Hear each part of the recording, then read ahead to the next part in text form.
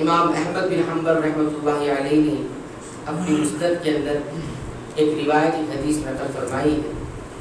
اس حدیث کی راویہ حضرت عائشہ رضی اللہ تعالی عنہا ہے. وہ فرماتی ہیں کہ الحمدللہ الذی وسع سمعہ الاصوات، تمام تعریفیں اس اللہ کے لیے ہے کہ جس کی صفت سماعت تمام آوازوں کو ہے، یعنی اس کا سننا تمام آوازوں کو گھیرے ہوئے ہے. تمام تعریفیں اس اللہ کی ہے کہ جس کا سننا اور جس کی قوت سماعت تمام آوازوں کو گھیری ہوئی ہے، یعنی وہ تمام آوازیں سنتا ہے. اور پھر فرماتی ہیں لقد جاءت المجادلۃ الی النبی صلی اللہ علیہ وسلم تکلمہ، کہ وہ نبی سے تکرار کرنے والی عورت آئی اور نبی سے بات کر رہی تھی. وَأَنَّ فِي نَاحِيَةٍ مِنَ الْبَيْتِ، اور میں گھر کے ایک کنارے پر تھی. عائشہ رضی اللہ تعالیٰ کا حجرہ ہے، ایک طرف جو ہے وہ عورت بات کر رہی ہے نبی کریم صلی اللہ علیہ وسلم سے، اور ایک طرف عائشہ رضی اللہ تعالیٰ عنہا ہے. کہتی ہے ما اسمع ما تقول، میں نہیں سن پا رہی تھی کہ وہ عورت نبی کریم صلی اللہ علیہ وسلم سے کیا بات کر رہی ہے، کیا کہہ رہی ہے، میں نہیں سن پا رہی تھی. لیکن اللہ تعالیٰ نے یہ آیت کریمہ نازل کر دی قد سمع اللہ قول التي تجادلك في زوجها وتشتكي الى الله والله يسمع تحاوركما ان الله سميع بصير، کہ اللہ تعالیٰ نے سن لیا ہے اس عورت کی بات کو جو آپ سے اپنے شوہر کے بارے میں جھگڑ رہی تھی، تکرار کر رہی تھی اور اللہ سے شکایت کر رہی تھی. اللہ تم دونوں کی گفتگو کو سن رہا تھا، اور اللہ تعالیٰ بلا شبہ سننے والا ہے اور دیکھنے والا ہے. تو کہتی ہے کہ اللہ رب العالمین کا سننا اتنا وسیع ہے کہ میں ایک گھر میں رہ کر بھی اس عورت کی بات تو نہیں سن پا رہی تھی، حالانکہ گھر چھوٹا اور قریب ہی وہ بات کر رہی تھی، لیکن اتنے آہستہ بات کر رہی تھی کہ مجھے سنائی نہیں دے رہا تھا. لیکن اللہ تعالیٰ نے وہ بات نازل کر دی کہ کس تعلق سے وہ بات کر رہی ہے. یہ اللہ رب العالمین کی جو ہے سننے کی صفت ہے. اس کے بعد ہم اور غور کریں گے تو ہم یہ دیکھیں گے کہ اگر سارے جنات اور انسان سب کے سب شروع سے لے کر آخر تک سب اگر ایک ہی میدان میں کھڑے ہو جائیں اور سب ایک ہی وقت میں سب کے سب اللہ سے مانگنے لگ جائیں، اپنی آواز اور مانگنے لگ جائیں، اور ہر شخص اپنی ضرورت اللہ کے سامنے رکھے، ہر شخص اپنے لہجے میں، اپنے انداز میں، اپنی بولی میں، اپنی لینگویج میں بات کرے، اللہ رب العالمین سب کو سنے گا. اور اس کے بعد ایسا نہیں ہوگا کہ کسی کی آواز پر آ رہی ہو، ٹکرا رہی ہو، کسی کی لینگویج کسی لینگویج سے ٹکرا رہی ہو، کسی کی ضرورت کسی اور ضرورت سے ٹکرا رہی ہو، تو اللہ رب العالمین کو غلط ملت ہو جائے. ارے یہ کون آدمی بول رہا ہے، اس کی کون سی ضرورت ہے، یہ کون سی لینگویج بول رہا ہے، اس کا بولنے کا انداز کون سا ہے. یہ ساری باتیں نہیں ہوگی اللہ رب العالمین کے سامنے. ہر ایک کی بولی کو الگ الگ سنے گا، ایک ہی وقت میں سنے گا، ہر ایک کی ضرورت کو ایک ہی وقت میں سنے گا. کہیں کچھ بھی ٹکرائے گا نہیں.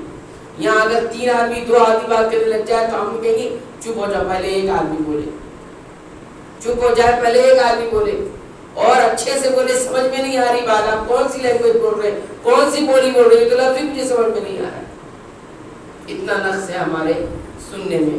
لیکن کہتے ہیں کہ یہاں پر ہر کسی کی بولی، ہر کسی کی ضرورت سب پیش کرنے لگ جائے اور ایک ساتھ پیش کرے، اور شروع سے لے کے آخر تک اللہ رب العالمین سب کی بات سنے گا. اس کی دلیل موجود ہے. اللہ تعالیٰ خود فرماتے ہیں اے میرے بندو، تم میں سے سب سے پہلے اور سب سے آخر اور ہر انسان اور ہر جنات ایک ہی میدان میں کھڑے ہو جائیں اور سب مجھ سے سوال کرے، مانگنے لگ جائے، تو میں ہر ایک کو اس کی مانگی ہوئی چیز عطا کر دوں گا. تو ایسی صورت میں بھی میری بادشاہت میں کوئی کمی نہیں آئے گی، مگر اتنا ہی جتنا کہ ایک سوئی کو سمندر میں ڈبا کر نکال لیا جائے. تو اللہ تعالیٰ خود کہہ رہے ہیں کہ مانگنے لگ جائے، سب کو میں عطا کروں گا. ایک ساتھ سب مانگیں گے، اللہ تعالیٰ سب کو عطا کرے گا، تو بغیر سنے تو نہیں عطا کر دے گی. سب کی بات سنیں گے نا، کون کیا کہہ رہا ہے، کیا مانگ رہا ہے. تو یہ اللہ رب العالمین کی صفت سماعت. اسی طرح آپ دیکھیں صحیح ہے کے اندر، یعنی صحیح بخاری اور صحیح مسلم کے اندر حدیث موجود ہے. ابو موسیٰ الاشعری رضی اللہ تعالیٰ راوی حدیث ہے، فرماتے ہیں کہ ہم نبی کریم صلی اللہ علیہ وسلم کے ساتھ ایک سفر میں تھے. ٹھیک ہے، فَكُنَّا إِذَا عَلَوْنَا كَبَّرْنَا، اور جب بھی ہم کسی بلند جگہ پر چڑھتے ہیں، بلند جگہ پر پہنچتے تو ہم تکبیر کہتے ہیں، اللہ اکبر، جب ہم کسی بلند جگہ پر یہ ہم کرتے تھے.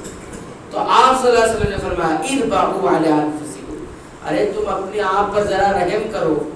فَإِنَّكُمْ لَا تَدْعُونَ أَصَمَّ وَلَا غَائِبًا، نہ تو تم کسی بہرے کو پکار رہے ہو اور نہ ہی تم کسی غائب کو پکار رہے ہو. اتنی تیز بلند آواز سے تکبیر کرنے کی کیا ضرورت ہے؟ اتنی بلند آواز سے تکبیر کرنے کی ضرورت کیا ہے؟ نہ تم کسی بہرے سے مانگنے کی دعا کر رہے ہو، اس کو پکار رہے ہو، اور نہ ہی کسی غائب کو، وہ آئے بھی نہیں، یعنی اس کی سماعت ہر طرف ہے. تو کہتے ہیں وَلَٰكِن تَدْعُونَ سَمِيعًا بَصِيرًا قَرِيبًا، تم ایسی ہستی کو پکار رہے ہو جو سمیع ہے، سننے والی ہے، اور بصیرت دیکھنے والی ہے، قریباً جو قریب ہے، جو قریب. سبحان اللہ. یہ اللہ کے نبی صلی اللہ علیہ وسلم نے اللہ کے بارے میں فرمایا کہ تم اپنے آپ پر ذرا رحم کرو اور اتنا تکلفات مت پڑھو، اپنی آواز میں اتنی بلند مت کرو، اس کی کوئی ضرورت نہیں ہے. بلکہ تم تکبیر جس کی کہہ رہے ہو نا، وہ سننے والا ہے، دیکھنے والا ہے، آوازوں کو سنتا ہے، ان آوازوں کو بھی جو بہت آہستہ چھپ کر کی جاتی ہے، اور ان آوازوں کو بھی سنتا ہے جو بلند آواز سے کی جاتی ہے، دکھا کر کی جاتی ہے. تمام آوازوں کو وہ سنتا ہے. سبحان اللہ. یہ ہے ہمارے رب کی صفت، صفت سماعت، سننے کی صفت، جو السمیع ہے، سننے والا ہے. مزید اور باتیں بھی ہیں، انشاءاللہ اس کا تذکرہ کریں گے. اللہ تعالیٰ سے دعا کرتے ہیں رب العالمین تو ہمیں اپنا صحیح اور حقیقی تعارف حاصل کرنے کی توفیق عنایت فرما، اور اس کے جو بھی تقاضے ہیں اسے پورا کرنے کی بھی توفیق عنایت فرما، اور اسی طرح اس کے جو بھی روحانی اثرات ہیں رب العالمین تمام اثرات کا ہمیں حقدار اور مستحق بنا. آمین. وآخر دعوانا ان الحمد للہ رب العالمین.